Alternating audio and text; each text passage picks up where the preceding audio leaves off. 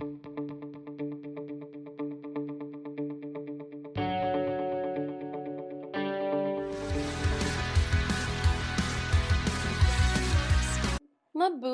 and welcome to Rural Art Connection, the place where your boredom ends and your creativity begins. Today I'm going to show you my top 3 DIY Christmas ornaments, starting with the anime or nerdy ornament.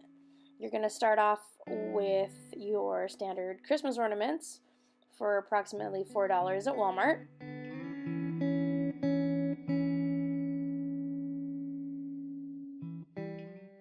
Next, you will need visuals, so either magazines that you can cut up to use to create your decorations on your ornaments, or you can print them off of the computer. I like the ones out of the magazines best because the ink won't run. And of course, I have to have my favorite Vegeta, and I also printed out these guys. It's a joke with some of my students. So if you know this anime, good for you? Question mark.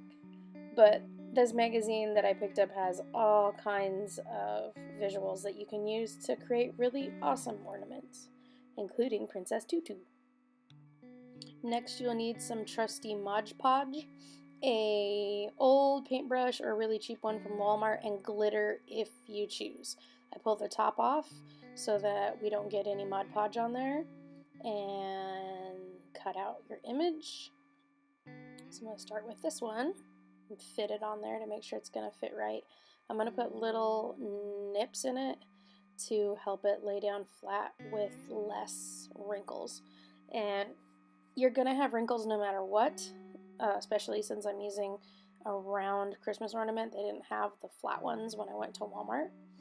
So you're going to coat your ornament with the Mod Podge, lay your image down, and gently press it into the Mod Podge. It's basically glue that dries clear, but it's heavier duty than, say, Elmer's glue. And I put a nice coat over the top. And because it's printed from the printer, the ink will start to run, and it is obnoxious. But it won't run that much if you do your coating very quickly. Alright, so after a nice top coat, we put it back in the box to dry and pull out our next ornament. Take the top off and repeat all the steps from the beginning. My daughter's also here with me. She's also making some ornaments. So this next one I'm going to use Princess Tutu. So again, you want to check it to see if it'll fit. Cut off anything that's extra to get it to fit onto your ornament. And unfortunately for her, she's gonna have to get beheaded. We pretty much just use her head, but I feel like it turned out to be a really cute ornament in the end.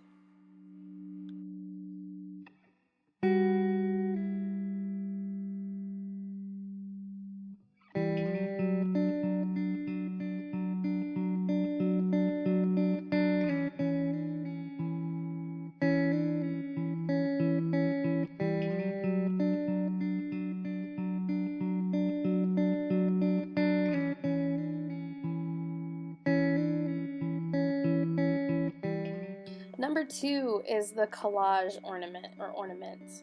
So for this one, you'll take pattern paper or pattern fabric. You can use fabric scraps also if you're a quilter or your grandma's a quilter, or you just have extra fabric laying around that you really like the pattern on. So I like this particular artwork out of my art correspondence that I've been getting, so I'm going to check it. And I decided the best way to do this would be to cut it into strips. And then I would glue the strips on in layers, overlaying them on top of each other all the way around the whole body of the ornament. So no matter where you looked at it, it would have this cool pattern all the way around it.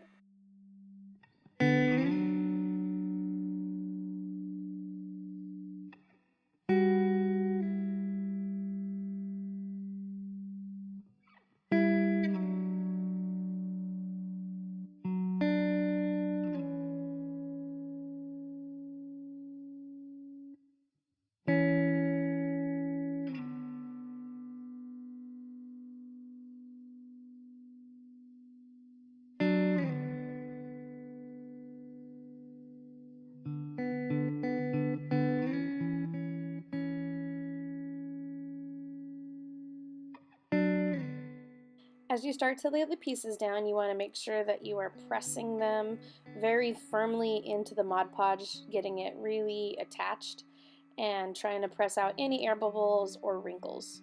And as you can see, I'm overlapping them from one piece to the next, and the direction that you go doesn't necessarily matter, but you want to just make sure you're pressing down really firm to make sure it's really settling into the glue.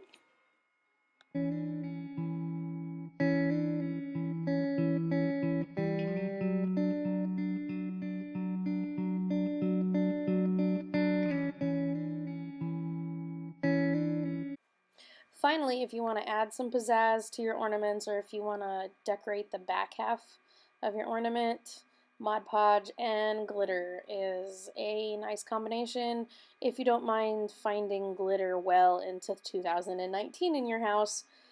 But I know that lots of people like it. So this is my finished Vegeta ornament. And I'm going to go ahead and put the top back on now that it's all the way dry. And I took the Mod Podge all the way around it so that it has an even look to it. Next up is my collage ornament, putting the top back on. And so the decoration's all the way around. And I also did an Attack on Titan one. It had some wrinkles, but I went over the top of the wrinkles and made lightning. There's the Princess Tutu. On to the next one, painted ornaments. So I just use acrylic paint, and I went ahead and left the top on my ornament, and I just got a really thin, skinny brush. I went straight into the acrylic, no watering down, and I'm just making thin, long lines on the ornament, and it's gonna look very similar to pine needles, and you just keep getting bigger as you move down. So they're tiny and short towards the top, and as you move towards the bottom they get longer and a little bit thicker. So you just lay the brush down a little bit more to get a thicker look on your pine needles. So you just keep moving down, making them longer, close together, thicker as you get towards the bottom.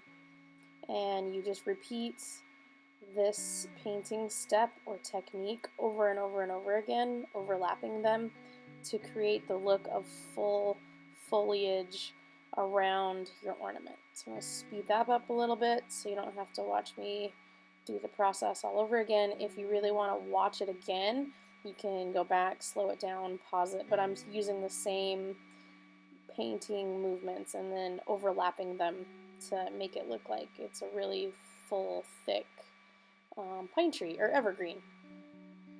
And then next we'll move in to create some pine cones and some holly berries.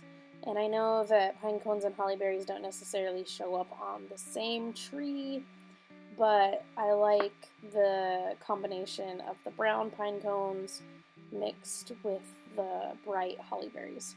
So I just did a bottom layer of dark brown, kind of in a football shape, and I started making little U shapes close together with a tan color, and I didn't like how that first batch came out, so I just painted over the top and went through them again and put some highlights on top of my little U's, and I feel like this pine cone came together much better. And then move around to the back side and do the same procedure, football shape, little U's covering the whole thing, kind of like scales on a dragon. And then I'm going to paint in another evergreen branch or another piece of greenery to cover up the pine cone a little bit more to make it look like it's nestled in. For my holly berries, I just used the handle of my paintbrush to make little round shapes. And once those little round shapes were dried, I came back in with the peach to do a highlight.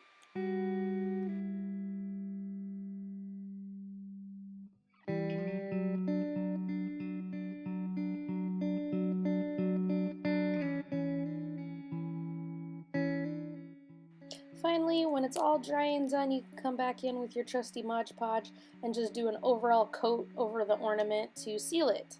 So these are some recycled yogurt, Yoplait yogurt containers that we painted to create little candle holders in my classroom. So it's the same idea. Here's the pine cones and the evergreens, and here's some cacti in honor of our lovely Arizona state. So if you like this video, please like, share, subscribe, click that notification bell, and comment down below what you'd like to see next, and we'll catch you in the next one. Subscribe, and don't forget to ring the notification bell. By clicking this bell, it lets you be informed as soon as I post new content, especially if I do giveaways. That way you can be one of the first ones in the comments for the giveaway. Also, if you want to help support my channel, we have a PayPal account right here. So if you click to our PayPal, and you can donate if you like to help support the channel.